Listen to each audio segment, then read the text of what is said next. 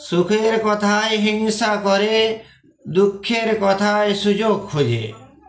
ভালোবাসলে আঘাত করে, স্বার্থ ফুরালে কেটে পড়ে। এটা কি চরিত্র হয়?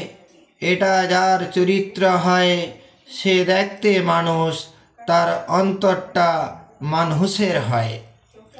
সুখের কথায় হিংসা করে, দুঃখের কথায় সুযোগ খোঁজে। ভালোবাসলে আঘাত করে, স্বার্থ ফুরালে কেটে পড়ে। এটাই কি চরিত্র হয়? এটা যার চরিত্র হয়, সে তো দেখতে মানুষ, তার অন্তরটা মানুষের হয়।